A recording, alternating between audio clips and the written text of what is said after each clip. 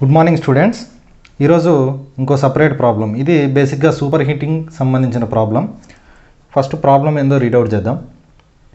A R12 refrigerating machine works on VCR cycle. Okay, the temperature of refrigerant in the evaporator is -20 degrees centigrade and condenser is 30 degrees centigrade.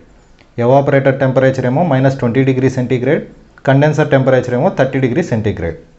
The vapour is dry and saturated when it enters the compressor. అంటే మనకు కంప్రెసర్లో enter అయ్యేటప్పుడే ఈ పొజిషన్లోనే dry and saturated ఉంది. ఎలాగో కంప్రెసర్లో మనం heat add చేస్తాం కదా, అంటే compression process జరగడం వల్ల ప్రెజర్ టెంపరేచర్ ఇంక్రీజ్ అవుతాయి. ఇంక్రీజ్ అయినప్పుడు ఏమవుతుంది, ఆల్రెడీ ఎంటర్ అయ్యేటప్పుడే డ్రై అండ్ సాచురేటెడ్, లీవ్ అయ్యేటప్పుడు ఎలా ఉంటుంది, డెఫినెట్గా it will be at super heated position. Assume specific heat at constant pressure for R12. The superheated condition is 1.884 kilojoule per kg Kelvin. Determine theoretical COP of machine. ఇవి వాళ్ళు ఇచ్చిన properties.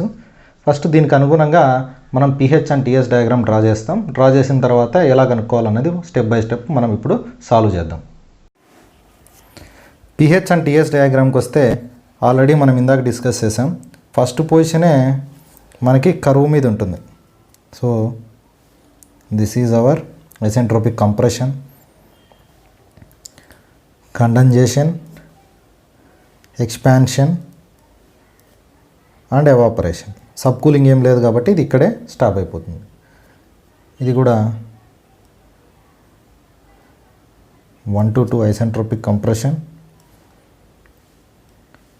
3 condensation, 4 expansion, 4 to 1 evaporation.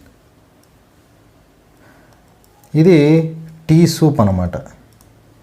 And this one is T set.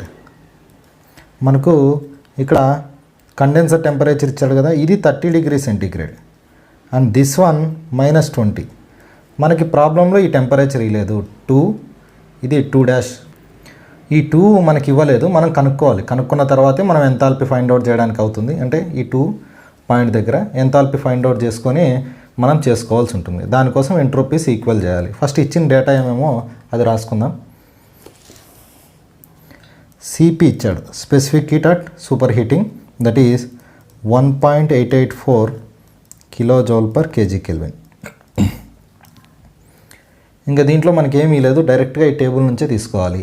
మనకి COP formula H1 minus HF3 divide by H2 minus H1. ఇక్కడ H2 అనేది ఈ పైన ఉంది, ఇది H2'. ఈ H2 కావాలంటే ఈ T సూపర్ హీటెడ్ అనేది మనం కనుక్కోవాలి. ఎంత అనేది మనం కనుక్కోవాలంటే ఎంట్రోపీ ఉంది కదా ఇక్కడ, S1 is equal S2. That means entropy of refrigerant before entering in to the compressor is equals to after compressor. దాన్ని బేస్ చేసుకొని ఈక్వేషన్ ఇక్కడ రాస్తున్నాను. S1 is equal S2. S1 ఎక్కడుంది, మనకి లైన్ మీద ఉంది.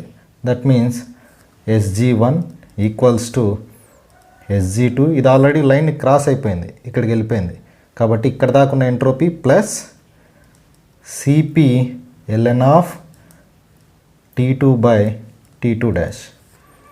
T2 by T2'. ఇట్లా మనం చేయాలన్నమాట. దీన్ని బేస్ చేసుకొని T2 కనుక్కోవచ్చు. SG1 ఇంతకుముందు ప్రాబ్లంలో కూడా చెప్పాము, ఇది 2 and 3 కండిషన్స్ని రెఫర్ చేస్తుంది. ఇది 1,4 కండిషన్స్ని రెఫర్ చేస్తుంది. ఇదిగోండి, -20 ఎక్కడుంది, 1,4, 30 ఎక్కడుంది, 2,3. ఇదిగోండి. ఇప్పుడు SG1 అంటే డైరెక్ట్గా vapour entropy, G means gas. 1 కండిషన్లో చూడండి, ఇది 0.7087 ఈక్వల్స్ టు SG2. 2 కండిషన్లో vapour entropy, this one SG, this one SF, this one HG, this one HF. SG2 second కండిషన్లో 0.6843 ప్లస్ CP ఇక్కడ ఉంది చూడండి, 1.884 ln of T2 by T2'. మనకి ఇక్కడ ఆల్రెడీ ఉంది 30 degrees అని. ఈ 30 degreesని మనం యాజ్ ఇట్ ఈస్ తీసుకోకూడదు, దాన్ని ఏం చేయాలంటే కెల్విన్స్లోకి మార్చుకోవాలి. 30 + 273 చేస్తే మనకు కెల్విన్స్లోకి వస్తుంది. కెల్విన్స్లో చేసినప్పుడే ఈక్వేషన్ కరెక్ట్ అవుతుంది. దీన్ని సాల్వ్ చేద్దాం ఇప్పుడు. ఇది ఈ పక్కకు వస్తే మైనస్ అవుతుంది. 0.7087 మైనస్ 0.6843. ఓకే, ఇది వాల్యూ.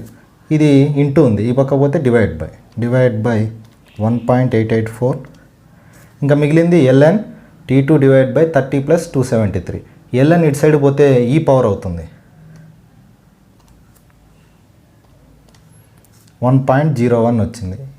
T2 డివైడ్ బై అంటే మనకి 1.013 equals to T2 divide by 303. therefore T2 is equal to 1.013 into 303, that is equals to into 306.95 Kelvin. ఇప్పుడు T2 వచ్చింది. T2 వచ్చిన తర్వాత ఇప్పుడు మనం COP కనుక్కోవడానికి ఫార్ములా ఉంది కదా, H1, HF3, H2, H1 ఒక్కొక్కటి బయటికి తీస్తే మనకు COP వచ్చేస్తుంది. ఫస్ట్ H1 తీద్దాం. H1 ఆల్రెడీ లైన్ మీద ఉంది కాబట్టి డైరెక్ట్గా వేపర్ ఎంథాల్పీ రీడౌట్ చేసుకోవచ్చు టేబుల్స్ నుంచి. ఇదిగోండి, ఇది 1,4, ఇదిగోండి 178.73 కిలోజౌల్ పర్ కేజీ. H2 దగ్గరకు వద్దాం. H2 ఎక్కడుంది? లైన్ దాటి వెళ్ళిపోయింది. అంటే ఇక్కడ దాకున్న ఎంథాల్పీ ప్లస్ ఈ గ్యాప్ ఉంది కదా, ఈ గ్యాప్ ఎంథాల్పీ. ఇక్కడ దాకున్న ఎంథాల్పీ ఏమి? Hg2 plus Cp T2 minus T2 dash. ఇదేమో 2 డాష్ అనుకోండి, ఇది 2 కదా, T2 మైనస్ T2 డాష్ కలిపితే సరిపోతుంది. That is equals to vapour enthalpy at point 2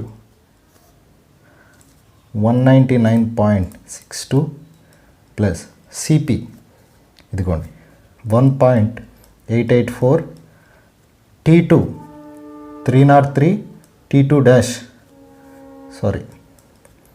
306.95 minus 303. దీన్ని క్యాలిక్యులేటర్లో టైప్ చేద్దాం.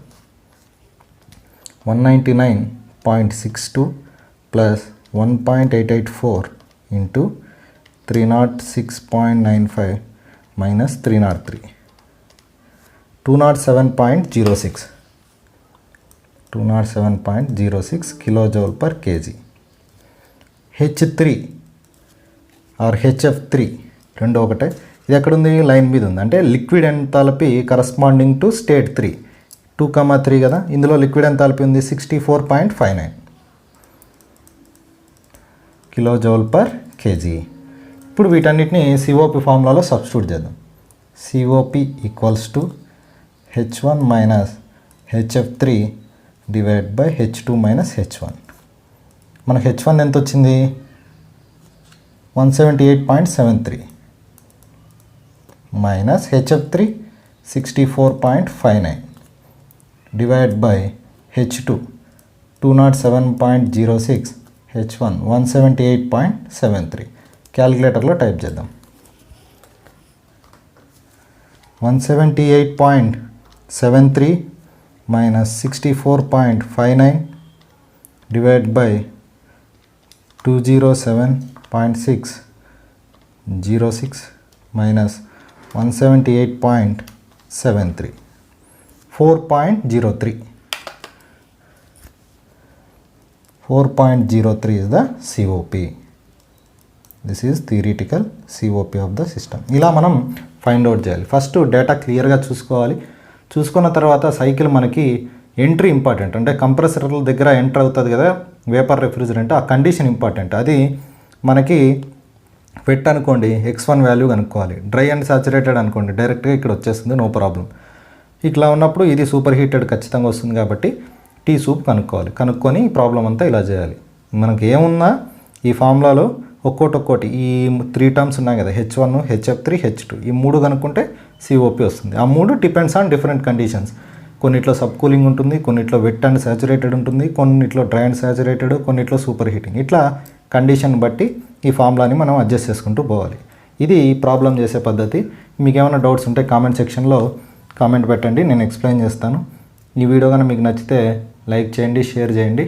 ఈ ఛానల్కి ఇదే ఫస్ట్ టైం చూడడం అయితే ఛానల్కి సబ్స్క్రైబ్ అవ్వండి. Thank you students.